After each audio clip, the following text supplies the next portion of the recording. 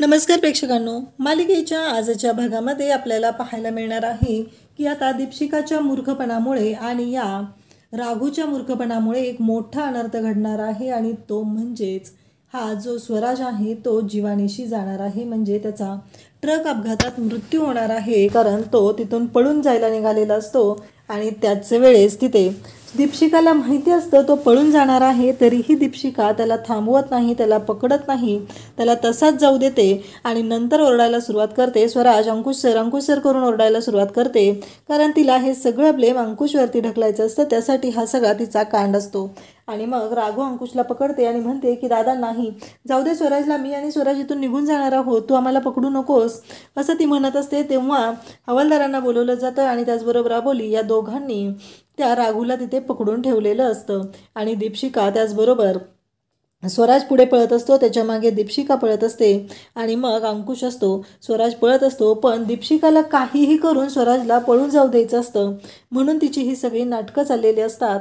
आणि त्याचवेळी स्वराजला काही ती पकडू शकत नाही, ती दमलेली असते असं दाखवते. तेवढ्यात अंकुश तिथे येतो आणि म्हणतो, काय इन्स्पेक्टर दीपशिका, साधा एका गुन्हेगाराला तुम्ही पकडू शकत नाहीये, काय चाललंय तुमचं हे सगळं, पटतंय का तुम्हाला स्वतःला?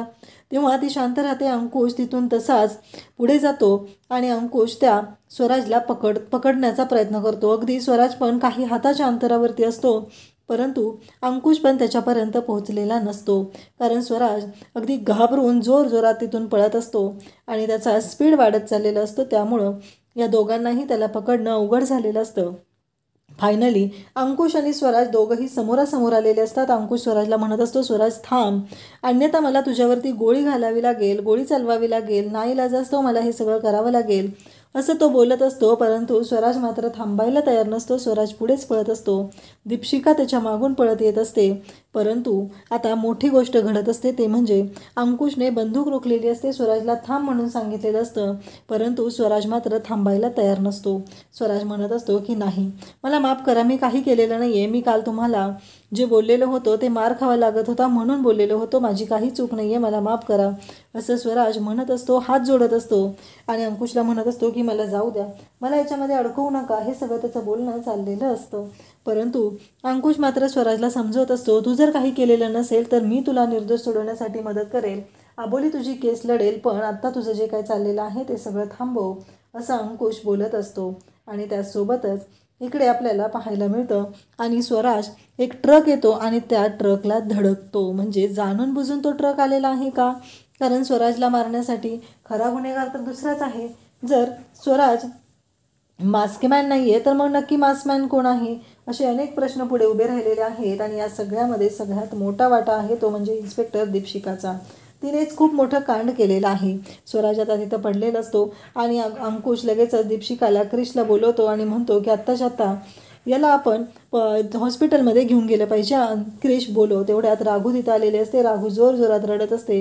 राघू म्हणत असते की दादा हे काय झालं, हे सगळं काय झालेलं आहे, स्वराज असं म्हणत ती ओरडायला सुरुवात करते. आणि त्याचबरोबर अंकुश म्हणत असतो, तू बाजूला हो, त्याला हॉस्पिटलला नेणं गरजेचं आहे. आणि क्रिश स्वराजच्या जवळ त्याच्या नाकाच्या जवळ हात नेतो आणि त्याच्या लक्षात येतं की सगळं संपलेलं आहे. कारण स्वराज डोक्यावरती तिथं पडलेला असतो, त्याच्या डोक्यातून रक्तस्राव सुरू झालेला असतो. आबोली इकडे आता राघूला समजवण्याचा प्रयत्न करत असते, पण राघू मात्र ऐकायलाच तयार नसते. राघू म्हणत असते की नाही, स्वराज गेला आहे ही गोष्ट तिला ॲक्सेप्टच करायची नसते. ती खूप रडत असते, ती खूप घाबरलेली असते आणि तिच्या डोक्यामध्ये नको ते विचार सुरू झालेले असतात. आणि जेव्हा अंकुश आणि अबोली त्याचबरोबर दीपशिका यांना कळतं की स्वराज हा गेलेला आहे, तेव्हा त्या दोघांनाही खूप मोठा धक्का बसलेला असतो. दीपशिकाला तर कळायचं बंद झालेलं असतं, कारण तिच्या या सगळ्या प्लॅनमध्ये इथे स्वराजला मारणं ही गोष्ट नव्हती, फक्त तिला स्वराजला तिथून पळवून लावायचं होतं. आता दीपशिका मात्र खूपच अडकलेली असते. इकडे आपल्याला पाहायला मिळतं की कोर्टात आता संजीवनीसाठी आलेले असतात, जज साहेब आलेले असतात, पण ॲडव्होकेट अबोली मात्र कोर्टामध्ये आलेल्या नसतात. म्हणून इकडे जज साहेब बोलत असतात. तेवढ्यात अबोली तिथे येते आणि अबोलीला जज साहेब म्हणतात, तुम्हाला कळतंय का तुम्ही काय केलेलं आहे? एवढ्या सिनियर वकील इथं संजीवनीसाठी हजर झालेले आहेत आणि तुम्ही आलेला नाहीत, नक्की तुमचं चाललेलं काय आहे? हे सगळं अबोलीला त्या विचारत असतात. तेव्हा अबोली म्हणत असते की एक अनर्थ झालेला आहे, माझं बोलणं तरी ऐकून घ्या मॅडम आधी. आणि तेव्हा मॅडम ऐकायला सुरुवात करतात. जज साहेबांना अबोली सांगू लागते की आत्ता एक खूप मोठा अनर्थ घडलेला आहे. मास्कमॅन म्हणून ज्या स्वराजला पकडलेलं होतं त्याचा ॲक्सिडेंट झालेला आहे आणि त्या अपघातामध्ये तो गेलेला आहे. ही गोष्ट जेव्हा अबोली आता तिथं सांगत असते तेव्हा सगळ्यांना धक्का बसतो. सगळेजण म्हणू लागतात, काय बोलताय तुम्ही हे? तेव्हा अबोली सांगते की हो, जे खरं आहे तेच मी बोलत आहे. आणि तेवढ्यात सगळ्यांना धक्का बसलेला असतो, कारण इकडे खूप मोठी गोष्ट घडलेली असते की पोलीस प्रोटेक्शनमध्ये असलेला तो आरोपी गेला कसा, ही मोठी गोष्ट समोर येत असते. आणि आता शिवांगीला मात्र भीती वाटायला लागलेली असते, कारण त्याने शेवटचं स्टेटमेंट हे दिलेलं होतं, ते म्हणजेच या सगळ्यामध्ये शिवांगी माझी साथीदार आहे आणि त्यामुळे आता शिवांगीची पण वाट लागणार असते. त्याची भीती शिवांगीला वाटायला लागलेली असते. त्यानंतर आपल्याला पाहायला मिळतं की अबोली तिथं सगळ्यांना सांगत आहे की मास्कमॅन म्हणून जो पकडलेला होता तो आता गेलेला आहे. आणि तेव्हा सगळ्यांनाच मोठा धक्का बसलेला असतो आणि अबोली घडलेला प्रसंग सांगत असते, कारण पोलिसांनी त्याला पकडलेलं होतं आणि त्याला आणलेलंही होतं. आज कोर्टाच्या बाहेर तो होता आणि तिथे अचानक घटना घडलेली आहे आणि त्यातून तो पळून जात असताना त्यामध्ये त्याचा मृत्यू झालेला आहे. तेवढ्यातच अंकुश तिथे पोहोचलेला असतो आणि अंकुश सांगत असतो की आत्ता जे ॲडव्होकेट अबोली बोलत आहे ते खरं आहे, कारण त्यामध्ये जे घडलेलं आहे त्यामध्ये तथ्य आहे, कारण आत्ताच आम्ही ती बॉडी पोस्टमॉर्टमसाठी पाठवलेली आहे असं अंकुश सांगत असतो. अंकुश जेव्हा या गोष्टी बोलत असतो तेव्हा मात्र इकडे सगळेजण असतात आणि ते पाहत असतात, कारण एवढं सगळं घडलेलं असतं, एवढं सगळं विचित्र घडत असतं आणि त्या गोष्टीचा धक्का मात्र सगळ्यांनाच बसलेला असतो. आणि त्यासोबतच सगळेजण आता कोर्टात आलेले असतात आणि मग अंकुशने सांगितलेलं असतं की हो, अबोलीने जे सांगितलेलं आहे ते खरं आहे. आणि मग ॲडव्होकेट साठे तिथं म्हणतात की इन्स्पेक्टर अंकुश शिंदे, मला तुम्हाला चौकशीसाठी बोलवायचं आहे, मला काही तुम्हाला क्रॉस क्वेश्चनिंग करायचं आहे, तुम्ही या. अंकुशला आता क्रॉस क्वेश्चन करण्यासाठी बोलवलेलं असतं, कारण जो घडलेला प्रकार असतो तो खरंच खूप विचित्र असतो. अशा पद्धतीनं काय होईल असं कोणालाही वाटलेलं नव्हतं आणि हा प्रकार घडलेला असतो. आता अबोली तिथं उभी असते आणि ॲडव्होकेट साठे तिला प्रश्न विचारत असतात. त्या अबोलीला म्हणत असतात की मला काही प्रश्नांची उत्तरं हवी आहेत. ॲडव्होकेट साठे ह्या ज्या प्रश्न विचारत आहेत ते प्रश्नांची उत्तरं अबोलीला तर द्यायचीच असतात, पण परंतु आता अंकुशलाही तिथं बोलवलेलं असतं आणि अंकुशलाही त्या प्रश्नांची उत्तरं तिथं द्यायची असतात. अंकुश तिथे उभा असतो आणि ॲडव्होकेट साठे त्याला प्रश्न विचारत असतात की आत्ता तुम्ही जे काय सांगत आहात मला एक कळत नाही आहे की पोलीस प्रोटेक्शन होतं, मग जो स्वराज आहे तो तुमच्या प्रोटेक्शनमधून गायब कसा झाला, तो तिथून पळून कसा जाऊ शकला, हा प्रश्न ॲडव्होकेट साठेने विचारलेला असतो. तेव्हा अंकुश म्हणत असतो की आम्ही त्याला कोर्टामध्ये आणलेलं होतं, परवा त्याला आम्ही रंग्यात पकडलेलं होतं, तो मास्कमॅनच्या वेशात होता त्यावेळेसच आम्ही त्याला पकडलेलं होतं. आणि त्याचबरोबर हे सगळं जेव्हा चालू होतं तेव्हा ॲडव्होकेटसाठी त्याला म्हणत असतात की तुम्हाला असं वाटतं का तो खरंच निर्दोष आहे किंवा गुन्हेगार आहे, म्हणजे तुम्ही एवढ्या वर्षाचा तुमचा अनुभव आहे त्यावरून तुमचं म्हणणं काय आहे. त्यावरती अंकुश म्हणतो की मला म्हणजे आम्ही त्याला गुन्हेगार म्हणून पकडलेलं होतं, पण आता माझ्या अनुभवावरून मी कसं सांगू की तो गुन्हेगार आहे का नाही किंवा मास्कमॅन दुसरा कोणी आहे हे मी नाही सांगू शकत, असं अंकुश बोलत असतो. तेव्हा ॲडव्होकेट साठे म्हणतात की तुम्ही जेव्हा त्याला पकडलेलं होतं तेव्हा नक्की काय घडलेलं होतं. तेव्हा गुन्हेगार म्हटल्याबरोबर अबोली उठते आणि अबोली तिथं ऑब्जेक्शन मी लॉर्ड म्हणून बोलायला सुरुवात करते. अबोली म्हणत असते की हे बघा, आता तुम्ही चुकीच्या पद्धतीने बोलत आहात, कारण त्याने आमच्या चाळीमध्ये येऊन हल्ला केलेला होता, त्याचबरोबर तो चाळीमध्ये मास्कमॅनच्या वेशात आलेला होता, त्यावेळेस त्याला पकडलेलं आहे, हे सगळं अबोली बोलत असते. अंकुशला जेव्हा विचारलं जातं की तुम्हाला असं वाटत नाही आहे का तो खरंच गुन्हेगार आहे, तेव्हा अंकुश म्हणत असतो की नाही सांगू शकत, कारण त्याच्याकडे बघून असं कुठल्याच व्यक्तीबद्दल आपण जजमेंट देऊ शकत नाही, असं अंकुशचं म्हणणं असतं. त्यानंतर आता बोलवलं जातं ते क्रिश संभेराव यांना, म्हणजे क्रिशला चौकशीसाठी बोलवलं जातं त्या पिंजऱ्यामध्ये. आता क्रिश तिथे येऊन उभा राहिलेला असतो. क्रिशला ॲडव्होकेट साठे म्हणतात की माफ करा, खरंच म्हणजे आज तुमची मनस्थिती ठीक नाही आहे, पण क्रॉस क्वेश्चनिंग आहे त्यासाठी मी बोलवलेलं आहे. मला आता काही वेळापूर्वीच कळलं की तुमचा आज डिवोर्स झालेला आहे. तेव्हा क्रिश म्हणतो की हो. मग तेव्हा ॲडव्होकेट साठे त्याला बोलू लागतात की मला एक विचारायचं आहे, ते म्हणजे की आत्ता तुम्ही जे बोलत आहात तुमची घटस्फोटित बायको बरोबर आहे, तिचं आणि त्याचबरोबर त्या स्वराजचं मास्कमॅनचं काही नातं होतं का, त्यांचे अनैतिक संबंध होते का. तेव्हा क्रिश म्हणतो की मला नाही माहिती याबद्दल काहीच, आणि त्याचबरोबर त्याच्या पर्सनल आयुष्याबद्दल बोललं जात असतं. तेव्हा क्रिश शांतच असतो. तेव्हा त्याला बोलत असतात की तुम्ही नक्की सांगा की तो स्वराज जो आहे त्याच्याबद्दल तुम्ही काय सांगू शकाल, तो कसा काय पळून गेला. तेव्हा क्रिश सांगत असतो की तो गाडीत बसलेला होता, त्याचबरोबर तिथं ड्युटीसाठी होत्या त्या म्हणजे इन्स्पेक्टर दीपशिका होत्या आणि त्याचबरोबर त्यावेळेस तिथून तो त्यांची नजर चुकून पळून गेला. तो कसा गेला, काही गेला त्याबद्दल मला काहीही माहिती नाही आहे. क्रिशने स्पष्ट सांगितलेलं असतं आणि आता क्रिशची चौकशी होती. आता मेन चौकशी होणार असते ती म्हणजे दीपशिकाची आणि सगळा गोंधळ दीपशिका घालून ठेवणार असते ते आपल्याला पाहायला मिळणार आहे. आता दीपशिकाला बोलवलं जातं, इन्स्पेक्टर दीपशिका यांना बोलवलं जातं. तिला विचारलं जातं की मला एक कळत नाही आहे की तुम्ही एवढे सगळेजण पोलीस प्रोटेक्शन तिथं होतं तरीही ती व्यक्ती तुमच्यामधून का पळून गेलेली आहे, नक्की काय झालेलं आहे. तेव्हा दीपशिका सांगायला सुरुवात करते की अंकुश शिंदे यांची बहीण राघू, तिला त्याच्याशी बोलायचं होतं, ती त्याच्याशी बोलायला आली आणि त्यानंतर नक्की काय झालं ते मला माहीत नाही आहे. त्यानंतर तो तिथून पळून गेला. तो पळायला लागल्यावर आम्ही सगळेजण त्याच्या मागे पळत होतो. पण काल जेव्हा त्याला आम्ही पकडलेलं होतं तेव्हा त्याने एक स्टेटमेंट दिलेलं आहे आणि त्या स्टेटमेंटमध्ये त्याने असं सांगितलेलं होतं की खरा वाघ ही शिवांगी आहे आणि तो मास्कमॅन आहे, असं त्याने स्टेटमेंट दिलेलं होतं. आणि त्या स्टेटमेंटमध्ये त्याने कबूल केलेलं होतं. हे दीपशिका सांगत असते, तसं स्टेटमेंट मी त्याच्याकडून घेतलेलं आहे. हे दीपशिकाने सांगितल्यानंतर आता कोर्टामध्ये एक वेगळीच दिशा आलेली आहे. या केसला एक वेगळंच वळण आलेलं आहे. जेव्हा दीपशिका असं म्हणते तेव्हा अंकुशच्या लक्षात येतं की हे काहीतरी वेगळं आहे, कारण अंकुशने स्वतः तिच्याकडनं स्टेटमेंट घेतलं होतं, अंकुशने स्वतः त्याला मारलेलं होतं, परंतु अंकुशने ही गोष्ट सांगितली नाही. पण दीपशिकाने मात्र आवर्जून ही गोष्ट सांगितलेली असते आणि त्यामुळं मोठा प्रॉब्लेम झालेला असतो. अबोलीने तर डोक्याला हातच लावलेला असतो. तेव्हा अबोली म्हणत असते की कसं आहे माहिती आहे का, माझ्या म्हणण्यानुसार तो मास्कमॅन नाही, मास्कमॅन हा वेगळाच आहे.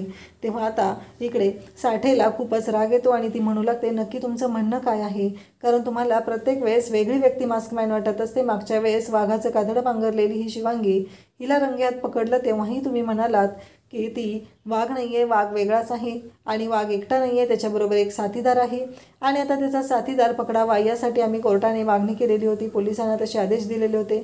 तर आता तुम्ही म्हणत आहात की नाही, ती व्यक्ती वेगळीच आहे आणि तो मास्कमॅन नाही आहे. खरं तर मास्कमॅनच्या वेशातच पोलिसांनी त्याला पकडलेलं आहे आणि तरीही तुमचं म्हणणं असं आहे. याबद्दल अबोलीलाच आता क्रॉस क्वेश्चन विचारले जातात आणि खूप ओरडून ॲडव्होकेट संजीवनी साठे बोलत असते आणि तेव्हा मात्र इकडे संजीवनी साठे बोलत आहे तेव्हा ते अबोलीला म्हणत आहे सांगा ना, आहे का पुरावा तुमच्याकडे कोणता, शिवांगी ही वाघ नाही किंवा जो आता स्वराज गेलेला आहे तोही वाघ नाही, या संदर्भातले तुमच्याकडे कोणते पुरावे आहेत का. हे सगळं ती ओरडून इकडे बोलत असते आणि तेव्हा मात्र इकडे आपल्याला पाहायला मिळतं की इकडे असं म्हणणं असतं तिचं की तुम्ही पुरावा नाही आहे तरीही तुम्ही तुमचा आणि कोर्टाचा खूप वेळ वाया घालवत आहात. तुमच्या या सगळ्या वागण्यामुळे सगळ्यांनाच त्रास होत आहे, पण तरीही तुम्हाला तुमचा हट्ट सोडायचा नाही, असं अबोलीला ती बोलत असते. कारण तुमच्याकडे कोणताही पुरावा नसताना तुम्ही मान्य करत नाही आणि तरीही तुम्हाला असं वाटत आहे की या सगळ्या गोष्टी ज्या आहेत त्या अशा पद्धतीनं झाल्या पाहिजेत. पण एक गोष्ट लक्षात ठेवा ॲडव्होकेट अबोली, हे कोर्ट आहे, हे मंदिर नाही आहे किंवा घर नाही, तर भावनांना किंमत नाही आहे तरी तर पुरावे लागत असतात, असं ओरडून संजीवनीसाठी बोलत असते. तेव्हा मात्र अबोली शांतच असते, कारण आत्ता तिच्याकडे कोणताच पुरावा नसतो, त्यामुळे तिला बोलण्यासाठी तिच्याकडे पर्यायच नसतो. कारण तिला आता कात्रीत पकडलेलं असतं, तिला विचारलेलं असतं एकतर पुरावा द्या किंवा मान्य करा की हा खून शिवांगीने केलेला आहे. त्यातला एक आरोपी स्वराज हा तर आता मृत्युमुखी पडलेला आहे, तर दुसरा आरोपी जी शिवांगी आहे तिला आता पोलिसांच्या ताब्यात लवकरात लवकर देणं गरजेचं आहे आणि पुढच्या चौकशीची सुनावणी होणं गरजेचं आहे. आणि इकडे ॲडव्होकेट संजीवनीसाठी म्हणत असते की याआधीही मी भरपूर केसेस लढलेल्या आहेत, पण अशी केस जेव्हा मला कळलं की मी एखाद्या गुन्हेगाराच्या बाजूने लढत आहे, जेव्हा ही गोष्ट माझ्या लक्षात येत होती तेव्हा प्रत्येक वेळेस मी ती केस सोडून दिलेली आहे आणि सत्याच्या न्यायाच्या बाजूने लढण्यासाठी मी सज्ज झालेली आहे, असं ॲडव्होकेट साठे सांगत असतात. आणि त्या अबोलीला म्हणत असतात की तुम्हाला वाटत नाही आहे, पण तुमच्या या सगळ्या गोष्टींमुळे सगळ्यांनाच त्रास होत आहे, मनस्ताप होत आहे, कोर्टाचाही वेळ वाया जात आहे. आणि हे बोलत असतानाच ॲडव्होकेट साठे यांना अचानक चक्कर येऊ लागते आणि त्या कोसळणार असतात. तेवढ्यातच अबोली तिथं धावत जाते आणि त्याचबरोबर दीपशिका येते आणि त्यांना सावरते.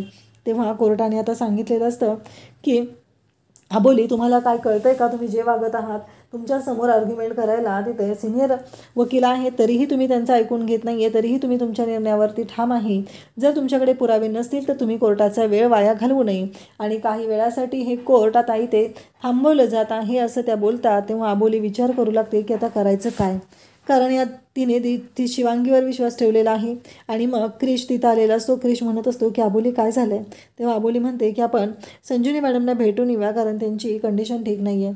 कारण त्यांना मेडिकल इमर्जन्सी रूममध्ये नेऊन ठेवलेलं असतं आणि त्या दोघेजण निघालेले असतात. तेवढ्यातच संजीवनी मॅडम त्या रूममधून बाहेर येतात. आणि मग अबोली म्हणते की मॅडम सॉरी, माझ्यामुळं मगाशी कोर्टामध्ये हे सगळं झालेलं आहे. तेव्हा संजीवनी मॅडम म्हणतात की काळजी करू नकोस, माझ्याकडूनच मी सॉरी म्हणत आहे. कारण काहीही झालं तरीही कोर्टामध्ये जे झालेलं आहे त्याच्यामध्ये तुमची काहीही चूक नाही. कारण जे घडलेलं होतं तो एक अपघात होता, हे सगळं बोललंच जात असतं. आणि त्यासोबतच इकडे आता अंकुश बाहेर आलेला असतो. दीपशिका आणि हवालदार जाधव त्याला प्रश्न विचारत असतात. ती सांगत असते की स्वराजचे जे घरचे आहेत ते त्याची बॉडी मागत आहेत, तर आपल्याला काय करावं लागेल, हे बोलणं तिचं चाललेलं असतं. तेव्हा अंकुश म्हणत असतो की हो चालेल, देऊन टाक, असं तो डायरेक्टली सांगून टाकतो. आणि त्यानंतर आपल्याला पाहायला मिळतं की दीपशिका म्हणते की चालेल, कारण आता दीपशिकाला ती बॉडी द्यायची असते. आणि त्यासोबतच घडलेल्या घटना ज्या आहेत त्या विचित्र अशा असतात. कारण स्वराजच्या बाबतीत जे घडलेलं आहे ते खूपच भयानक असं असतं. आणि स्वराजचा अपघात झालेला असतो. अंकुश म्हणत असतो की आयुष्यात पहिल्यांदा मला असं वाटतंय की मी चुकलेलो आहे आणि माझ्याकडून चूक झालेली आहे, मी माणूस ओळखायला चुकलेलो आहे असं अंकुशला वाटत आहे. कारण शेवटी स्वराज म्हणत होता की मी काही केलेलं नाही आहे. कारण एवढा तो मरणाच्या दारात होता, तर तेव्हा का खोटं बोलेल, हा प्रश्न अंकुशला पडलेला असतो. आणि अंकुश स्वतःच्या मनालाच ते विचारत असतो. तेव्हा अबोली पाठीमागून आलेली असते. अबोलीने ह्या गोष्टी ऐकलेल्या असतात आणि अबोली म्हणत असते की अंकुश सर, आता जसं तुम्हाला जाणवलेलं आहे, आता जसं तुमच्या लक्षात आलेलं आहे, तसंच एक ना एक दिवस तुम्हाला आणखी या गोष्टी लक्षात येतील आणि तुम्हाला कळेल की नक्की काय झालेलं होतं. आणि या सगळ्या गोष्टींचा तुमच्यासमोर उलगडा होईल आणि तेव्हाही तुम्हाला कळेल की मी जे म्हणत आहे की शिवांगी खोटारडी नाही आहे, हे सत्य समोर येईल. आता दुसऱ्या दिवशी उद्याच्या भागात आपल्याला पाहायला मिळणारे पुन्हा कोर्ट भरलेला आहे. कारण ॲडव्होकेट संजीवनी यांची तब्येत आता ठीक झालेली आहे, म्हणून कोर्ट भरलेला आहे. सगळेजण तिथं आलेले आहेत आणि कोर्टामध्ये आता तिथं बोललं जात आहे. आणि मग इकडे काही पुरावे सादर करत आहेत. त्या म्हणजे ॲडव्होकेट संजीवनी त्या म्हणत आहेत की शिवांगीने सांगितलेलं होतं की तिला एका लहान मुलाने बोलवलेलं होतं. पण जज साहेब, मी काही पुरावे तुम्हाला दाखवत आहे, त्यावरून असं स्पष्ट होतं की शिवांगीला कोणीही लहान मुलाने बोलवलेलं नव्हतं, तर ती स्वतः रिसेप्शनसाठी तयार व्हायला गेलेल्या समृद्धीच्या रूममध्ये आधीच डाव धरून तिथं जाऊन बसलेली होती. हे सगळं बोललं जात असतं. आणि तेव्हा मात्र इकडे आपल्याला पाहायला मिळतं की जेव्हा या सर्व गोष्टी घडत आहेत तेव्हा मात्र इकडे अबोली तिथं उभी आहे. आणि त्याचबरोबर अबोलीचं असं म्हणणं आहे की काहीही झालं तरीही या सर्व गोष्टींमुळं एवढा मनस्ताप झालेला असतो. तेव्हा इकडे अबोली म्हणत असते की नाही, हे शक्यच नाही आहे, असं अबोलीचं म्हणणं आहे. तेव्हा इकडे अबोलीला आता धक्का बसलेला आहे. कारण स्वतः संजीवनी मॅडमनी पुरावे कोर्टामध्ये सादर केलेले आहेत. त्या पुराव्यांनुसार हे स्पष्ट होतं की कोर्टामध्ये आता जेव्हा हे तिथं सांगितलं जातं, तो व्हिडिओ दाखवला जातो, ते CCTV फुटेज दाखवलं जातं. आणि तेव्हा अबोलीला धक्का बसलेला आहे. म्हणजे शिवांगी खोटं बोलत आहे हे अबोलीच्या लक्षात आलेलं आहे. पण आता हे प्रूव्ह कसं करायचं की शिवांगी खोटं बोलते का खरं बोलते, हा मोठा प्रश्न अबोलीच्या समोर आहे. पण तो पुरावा बघितल्यानंतर अबोलीला मात्र भयानक राग आलेला आहे.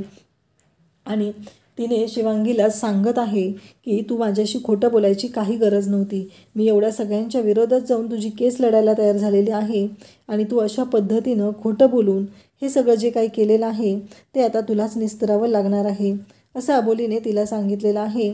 आणि अबोली तिला म्हणत आहे की बस, आता मी ठरवलेलं आहे की यापुढे मी तुझी केस लढणार नाही, असं म्हणत अबोलीने केस थांबवलेली आहे. आता शिवांगीला मोठा धक्का बसलेला आहे. अशाच अपडेटसाठी चॅनलला सबस्क्राईब करा. थँक्यू.